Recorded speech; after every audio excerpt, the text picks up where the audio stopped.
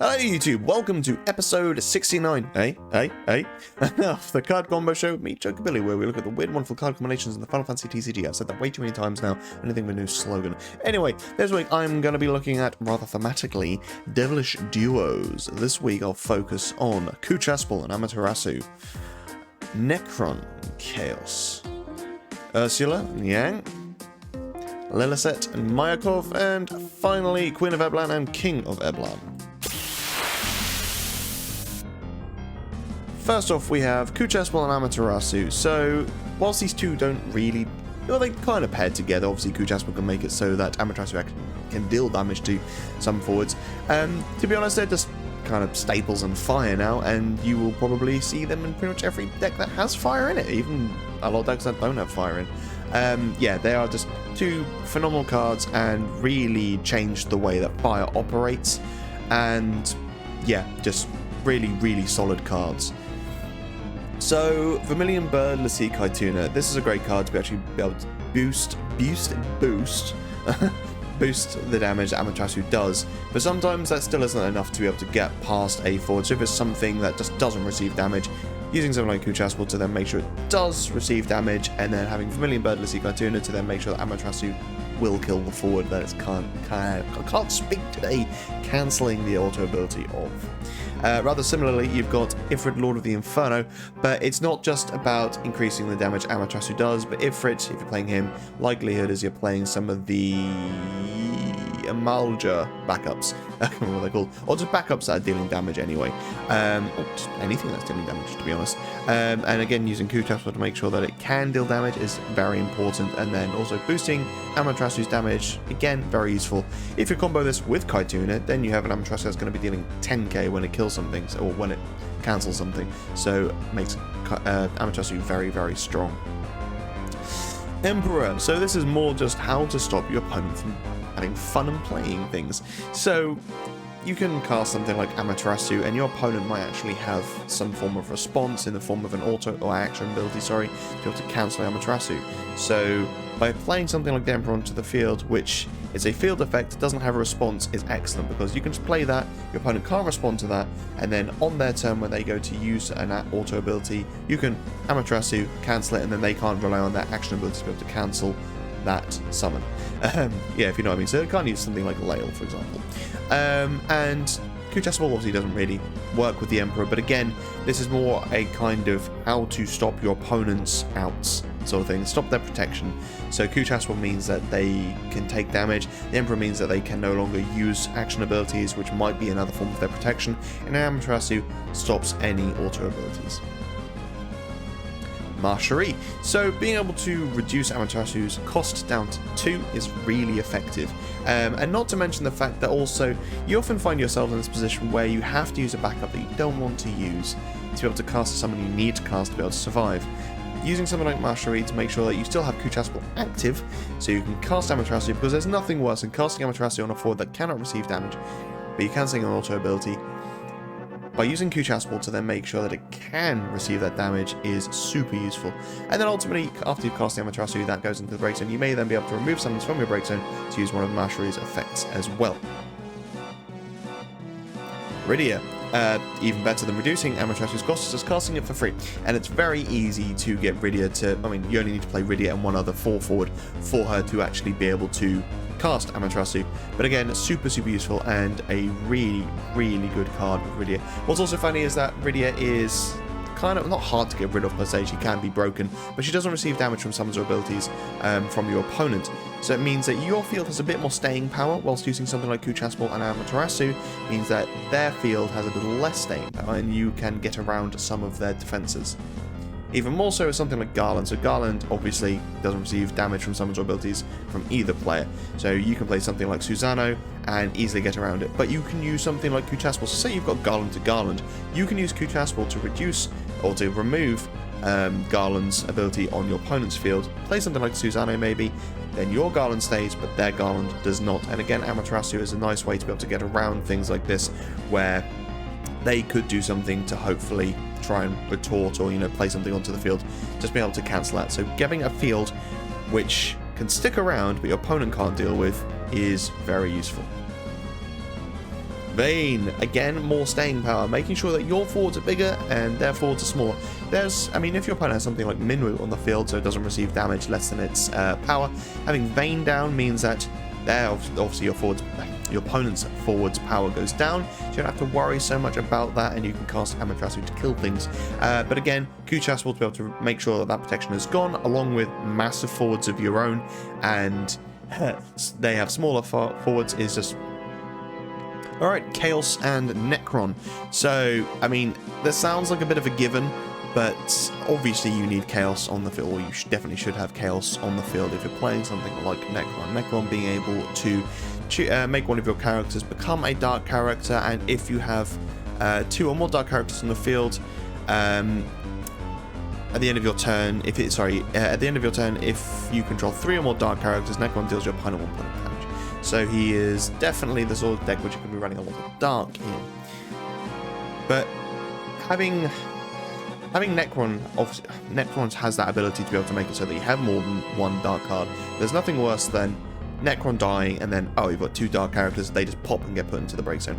So having that failsafe of Chaos there means that you are able to just make sure that you are able to have more than 2 dark characters on the field at once. But realistically, just have as many things there, really, that you can to be able to make it so that you can have more than 1. So you've also got the Spiritist backup as well. I think that's the only one. But yeah, just forwards or characters that make it so you can have more than 1 dark character or light character is very useful. Anyway, sorry, Omega. So obviously Omega, after the second turn is on the field, it will then deal the opponent point of damage. Necron, if you have enough dark characters, will also deal the opponent point of damage. So this is just a ticking time bomb, really, or as my friend likes to call it, creeping death. So yeah, just having all these forwards on the field that synergize nicely with dark cards means that you are just able to keep dealing damage to your opponent without having to do anything. All you can do is just build a wall, sit behind it, and then these points of damage keep on flying out. It's amazing. Similarly, you can have something like Lightning as well. So at the end of each of your turns, if each player has no cards in their hands, Lightning deals your opponent 1 point of damage.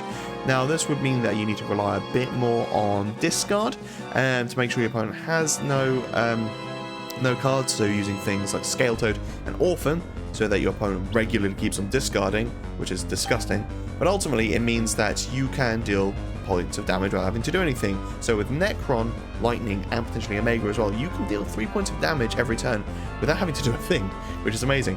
And what's also funny is that you can also use Necron to make Lightning a dark character as well. So her element doesn't really matter, to be honest. So having her be quite big and quite hard to get rid of, because it sounds strange, but her being a 1 CP forward actually makes her a little harder to kill, because a lot of abilities target specific amounts now, and whilst if you as the owner of Lightning have 2 cards or less in your hand, Lightning actually becomes a 10k as well. So without outright damage or certain outright breaking, Lightning's going to stick around for a while. But Necron's also decent because you can also just make your own backups dark as well. But you need to be careful of that, because if you make too many of your backups dark, they can only generate dark elements, which can't be paid for much, really, to be honest. Spiritus. So you've got a lot of dark forwards on your field, obviously, and you want to have a bit more of defense. Having Spiritus there means that your opponent really needs to get rid of Spiritus before they get rid of those dark forwards. And to be honest, you could even put your own dark forwards into the break zone to trigger Spiritus' ability to remove a forward on your opponent's field. But ultimately, if they do need to get rid of something like Omega immediately, if Spiritus is there and they can't get rid of him as well, that means that you at least get to remove a forward on your opponent's field. And not to mention the fact that Necron can make just these standard forwards dark as well, so maybe they want to get rid of Lightning, they forget that you've made it dark, Spiritus is there, that forward then gets pinged off into the break zone, or sorry, removed from game. Camlanor. This is kind of funny and happened to be in a recent game actually. Camlanor generally most of the time isn't actually a dark forward and it becomes something else.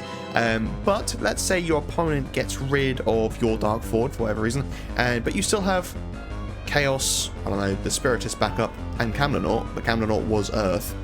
When you come back to your turn, you can make Camlanor a dark card again, at which point it will fulfill Necron's ability, and you go to pass your turn, deal a point of damage to your opponent. That's a good thing about Camlanor is it does have this built-in defense mechanic, but ultimately you can turn it back to dark to be able to fulfill some other prerequisite as well.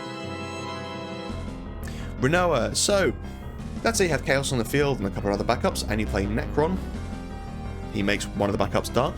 Play Rinoa, maybe you crack a Devour or just play it from hand, to then make your other backup dark as well, which is pretty funny.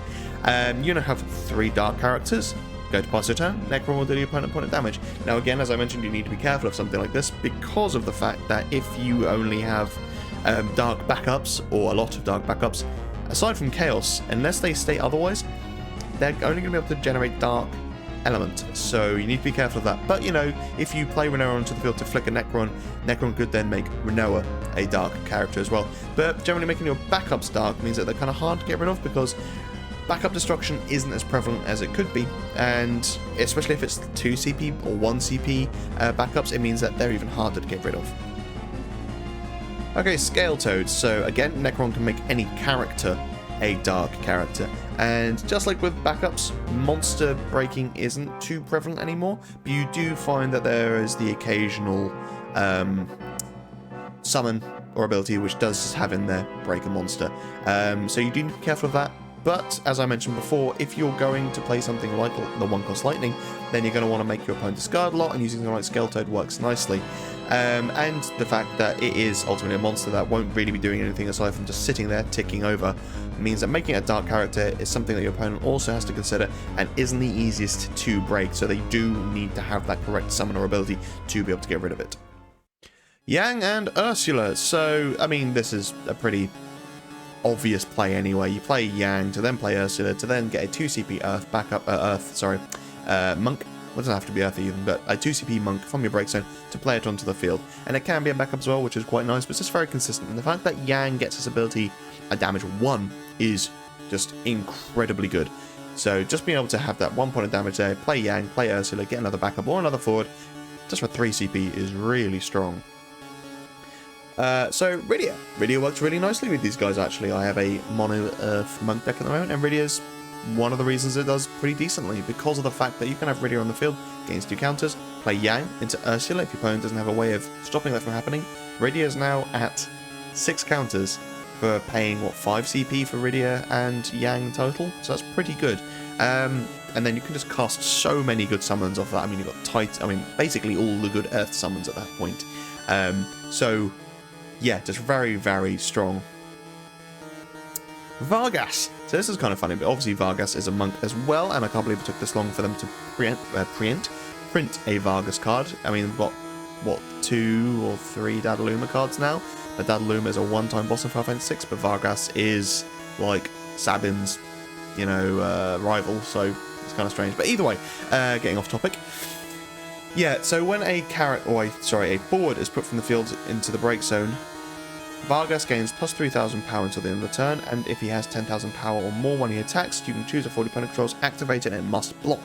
Now this is pretty decent actually, because you can use Ursula to break a forward your opponent controls using her own ability, or you can actually use Ursula to put a forward you control into the break zone to then buff Vargas, which is quite funny as well. And with Yang at damage 3, he would also become +1 and brave, so again even more indomitable.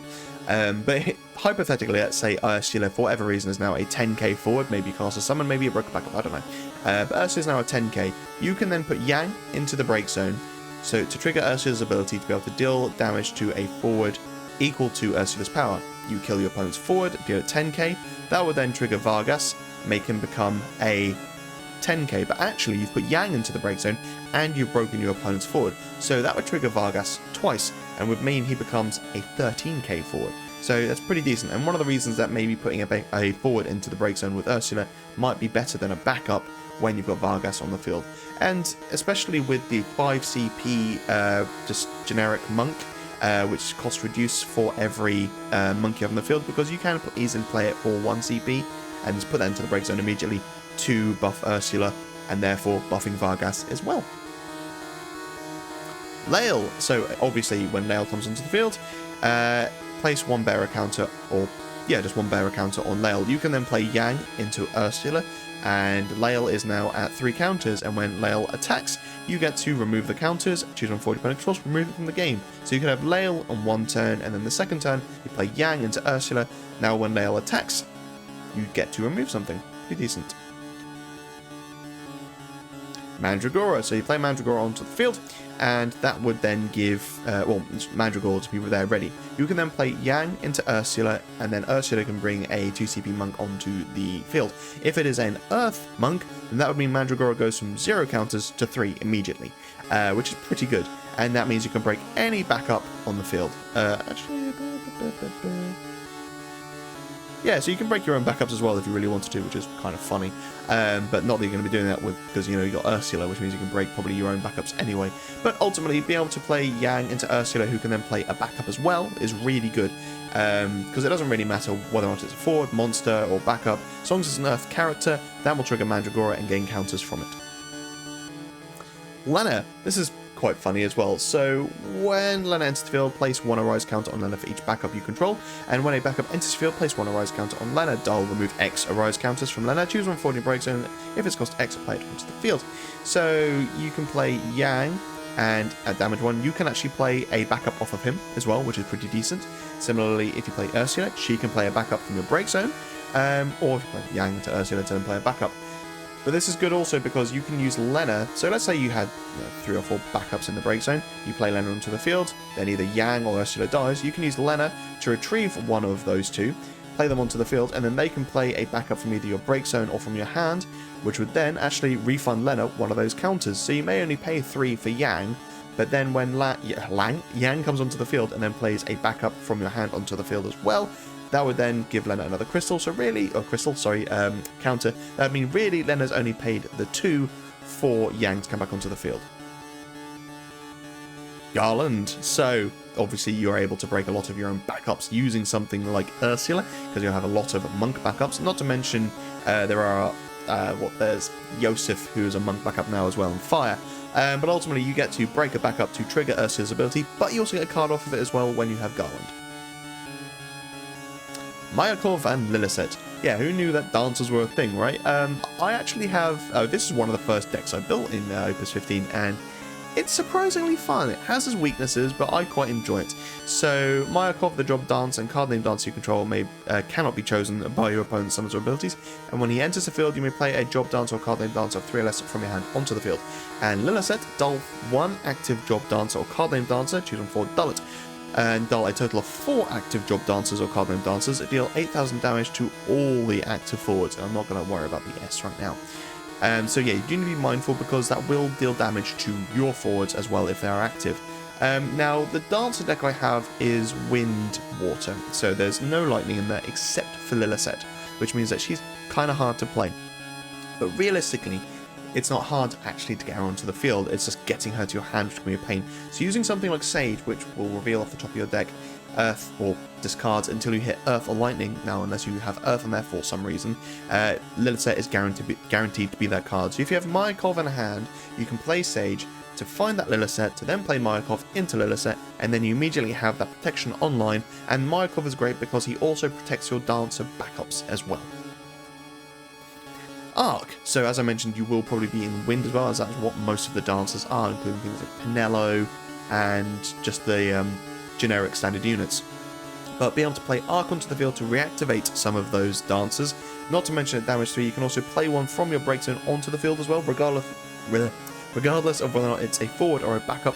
It means that you get more onto the field, and if it's a forward, it comes in active, so then you can combo that into using Liliset's ability, not to mention the fact that Arc gets to reactivate things as well, so you can reactivate some of the dancer backups, again, to combo into Liliset. So maybe it's a case of you use Liliset's ability, and then you play Arc onto the field to then reactivate some, to then use her ability again. Leviathan, so as I mentioned, it has its weaknesses a dancer deck, and that is summons, to be honest. So Mayakov makes it so that none of your dancers can be targeted by abilities, which does include your backups as well, which is fantastic. But they can still be targeted by summons, and that's a problem because that is ultimately what's going to kill them. So having something like Leviathan means that you can, during this turn, if a forward you control is dealt damage by a summon, the damage becomes 0 instead. Now this is really good because that's protection for all of your forwards.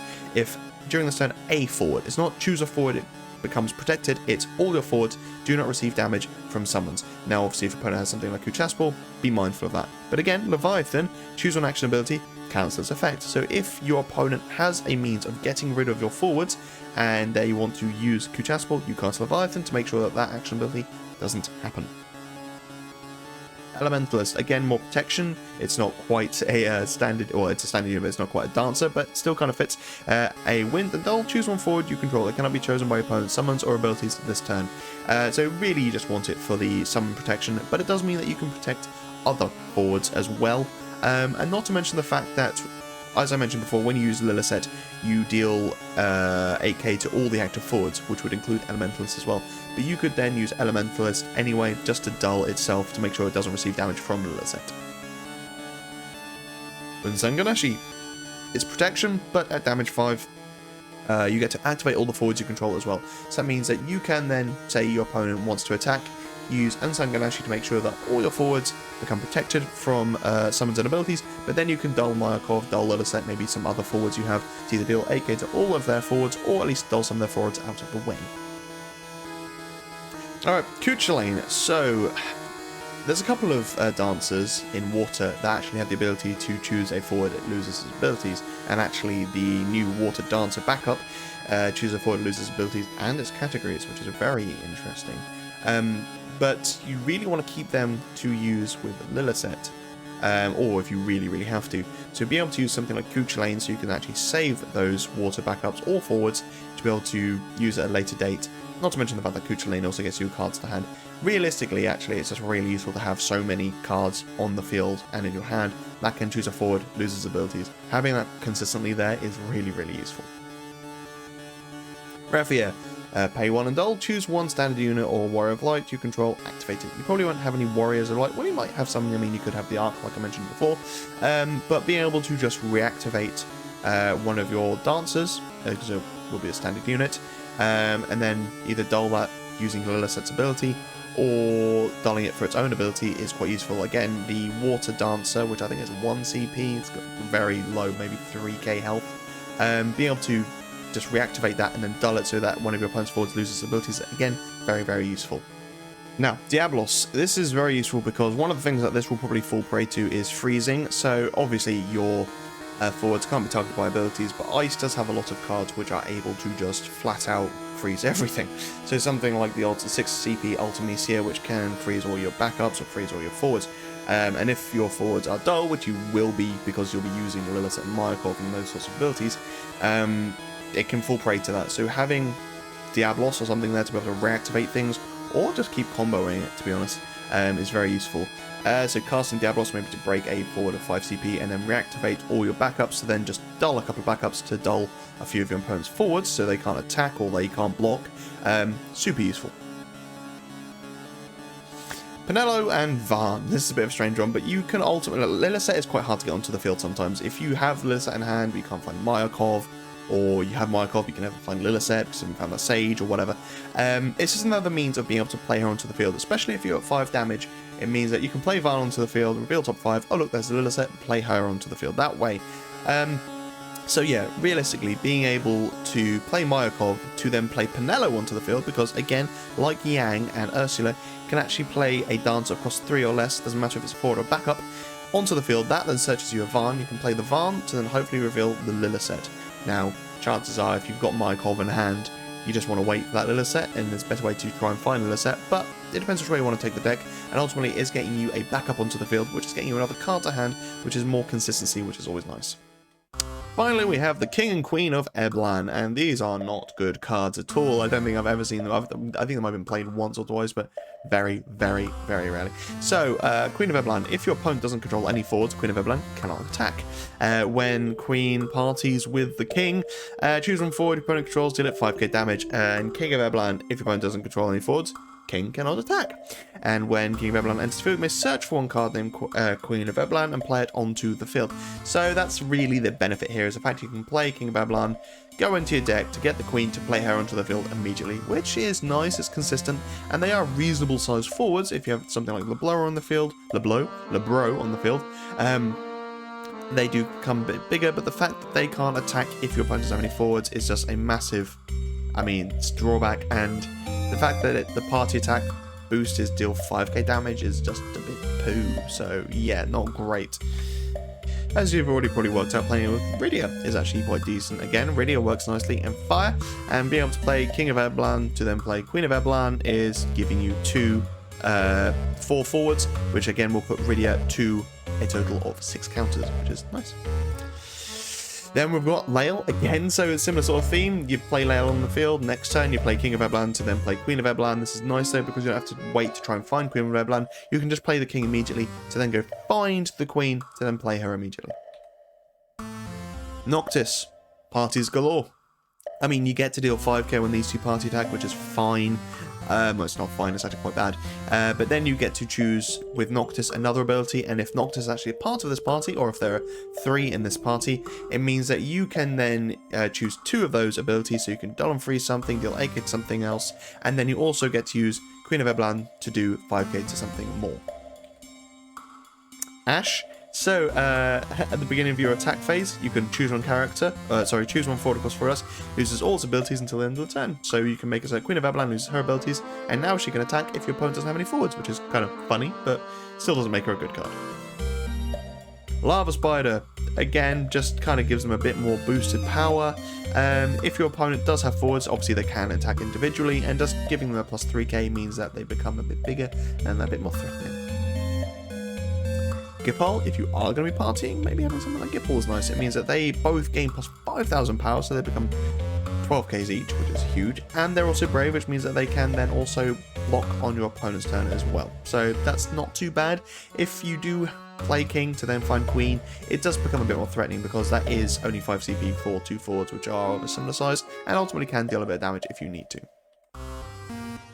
Mid-Previa, so again, Queen of Eblan, kind of like a smaller version of Noctis, and really Noctis is actually better than Mid-Previa, but it depends what you're going for. If you want to play Mid-Previa to then get something like Sid Previa out of the field to give something haste, you can do.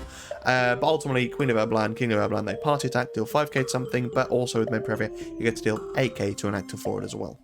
And we are done and dusted. We are cresting on 70 episodes now. That is insane. I can't believe how many episodes I've done now. And looking back over the past episodes, I'm going to have to go to a point now I'm going to have to start revisiting some of the older cards I looked at, because there are just so many good combos now with older cards, which I don't want to look at because I've already done videos of them, but some of the new combos are just fantastic and really, really fun. And I think the kind of creeping death stuff I looked at earlier with Omega and Chaos and Necron was really, really fun, and I want to try and build a deck around that as well.